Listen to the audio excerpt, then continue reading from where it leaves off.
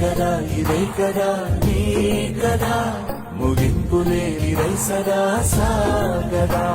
నిస్వార్థమెంత గొప్పదో ఈ పదము రుజువు కట్టదా సిరాలు లక్ష వంపదా చిరాక్షరాలు రాయదా నిసీధి ఎంత చిన్నదో నీ కంటి చూపు చెప్పదా నీలోని వెలుగు పంచగా విశాల నింగి చాలదా